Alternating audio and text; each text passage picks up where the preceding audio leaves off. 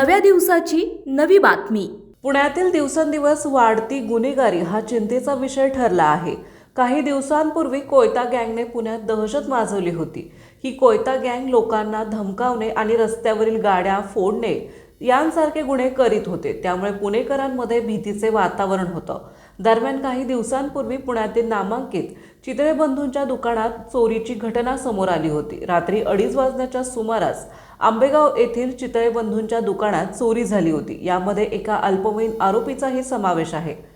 25 जानेवारीच्या मध्यरात्री 3 वाजण्याच्या सुमारास चितळेच्या दुकानात चोरी झाली होती। या चोरीचा सीसीटीव्ही फुटेज आता समोर आला आहे। पुण्यातील नामांकित चितळे बंधू मिठाईच्या दुकानात झालेल्या चोरीचा उलगडा सीसीटीव्ही फुटेजमुळे झाला असून या प्रकरणातील आरोपी हे घरफोडीचे अनेक गुन्हे करणारे सराईत गुन्हेगार असल्याचं तपासात समोर आलंय।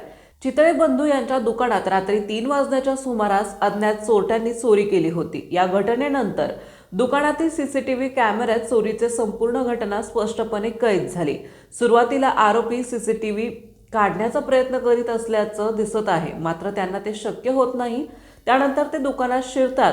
याच फुटेजच्या आधारे आंबेगाव पोलिसांनी तांत्रिक तपास सुरू केला।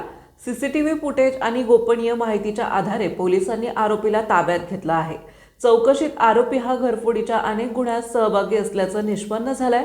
आरोपीकडून आंबेगाव पोलीस ठाण्यासह इतर पोलीस ठाण्यातील गुन्हे उघडकीस आले आहेत। या कारवाईत आरोपी ओंकार मारुती देढे आणि त्यांच्या अल्पवयीन साथीदाराकडून चोरीस गेलेले मुद्देमाल जप्त करण्यात आला असून पुढील तपास आंबेगाव पोलीस स्टेशनकडून सुरू आहे।